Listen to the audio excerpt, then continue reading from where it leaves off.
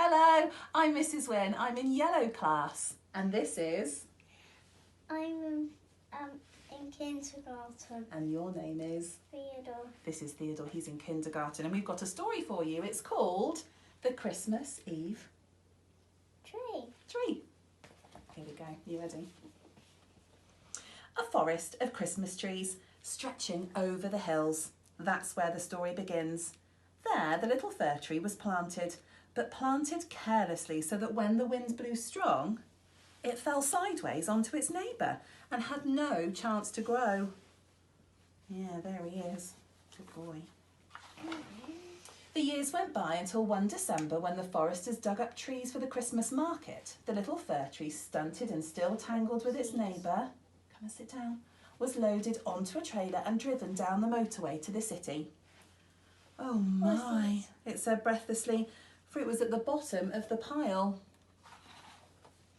The tallest trees were unroped and taken away, one to stand proudly in a cathedral, another in the middle of a large square, and a third to decorate the stage at a grand Christmas ball. But most of the trees were bought by ordinary folk for houses where there were children who covered them with stars and silver tinsel, chocolate mice and small secret parcels. The little fir tree and its companion were taken to a large store where late on Christmas Eve they were the only trees left unsold. Come and sit down, darling. A shopper hurried in to make a last-minute purchase. "You'll not want this weedy one, miss," said the shop assistant as he pulled the little fir tree from the roots of the bigger tree and threw it to one side. The customer smiled and went off, pleased with her buy. But the little fir tree felt fearful of what its fate might be. There was a boy in the shop, drawn in from the rain outside by the warmth and the lights and the wonderful spicy smell of Christmas. He said, "Are you throwing that thing away? Could I have it?"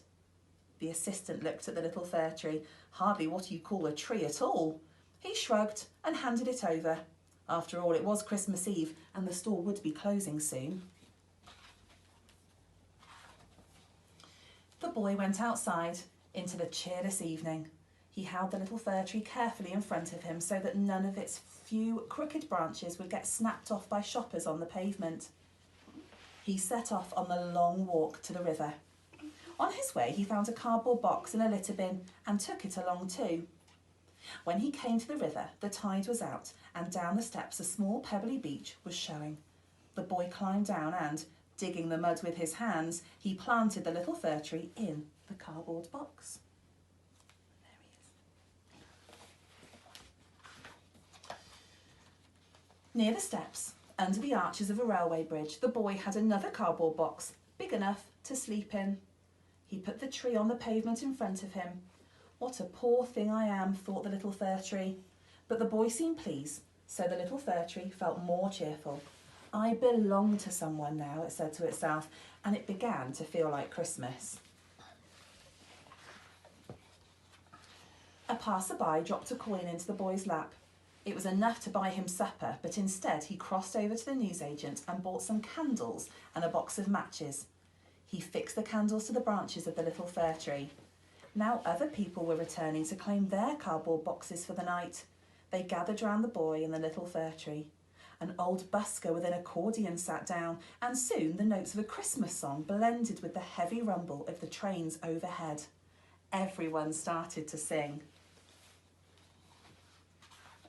More people gathered, home-going travellers, theatre-goers, sightseers.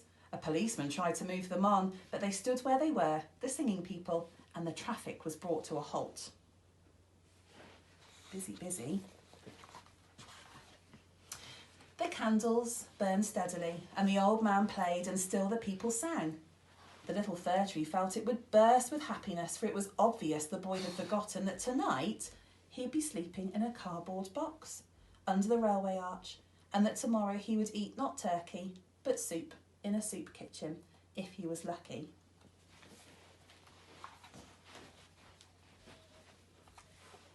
The magic of Christmas Eve was everywhere.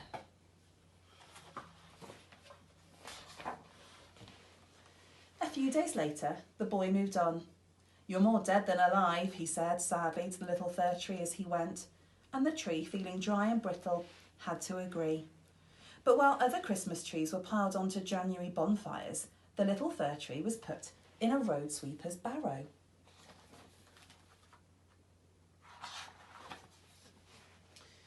"There's a green shoot here," said the road sweeper, looking at the tree's roots, and slyly he planted it in the corner of the park gardens. There you will find it, not so little now, for against all the odds it grew, if not big and tall, at least cheerfully stout. Now it stretches out its branches for sparrows, pigeons, babies in prams, lovers and office workers. Mice nibble its roots. And as the winter days shorten, the fir tree dreams of its poor beginnings in the hills, of that magical Christmas Eve, and of sunny days in the park. Who would have thought, it says to itself, as it looks forward to another spring. Bye. That's the end. Thank you for listening to our story, and we wish you a very Merry Christmas. Christmas. Bye.